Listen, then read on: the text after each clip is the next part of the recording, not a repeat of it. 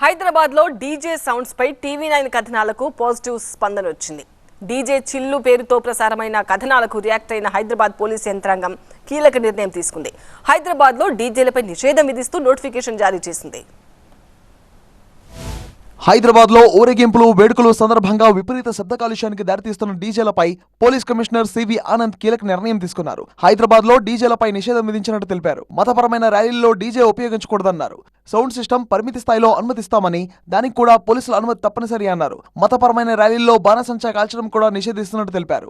నిబంధనలు ఉల్లంఘిస్తే 5 ఏళ్ల జైలు శిక్ష, ₹1,00,000 జరిమానా విధిస్తామని ఆనంద్ హెచ్చరించారు. ఇక శబ్ద కాలుష్యం, డీజే మోతలపై ఇటీవలే టీవీ9 వరుస కథనాలు ప్రసారం చేసింది. డీజే చిల్లు పేరుతో ప్రసారమైన కథనాలకు పోలీస్ డిపార్ట్మెంట్ స్పందించింది. డీజేల విషయంలో గైడ్ లైన్స్ విడుదల చేస్తామని డీజీపీ తెలిపారు. గణేష్ నిమజ్జనాలు విజయవంతంగా పూర్తి చేశామన్న డీజీపీ, శబ్ద కాలుష్యం నగరవాసులను ఇబ్బంది పెట్టిందన్నారు. అంతేకాదు, ఇటీవలే పూర్తయిన గణేష్ నిమజ్జనం, మీలాద్ ర్యాలీలో డీజేలు హోరెత్తించడంతో హైదరాబాద్ డీజేల వ్యవహారంపై అన్ని వర్గాల ప్రజల నుంచి అభ్యంతరాలు వ్యక్తమయ్యాయి. ధ్వని కాలుష్యంతో పిల్లలు, వృద్ధుల్లో వినికిడి సమస్యలు ఏర్పడతాయి అనే ఆందోళన నెలకొంది. ఈ నేపథ్యంలో ర్యాలీలో డీజేలను బ్యాన్ చేయాలి అనే డిమాండ్ వినిపించింది. ఇక అన్ని రాజకీయ పార్టీల నేతలతో పాటు మత పెద్దల నుంచి కూడా ఫిర్యాదులు అందడంతో హైదరాబాద్ పోలీసులు అలర్ట్ అయ్యారు.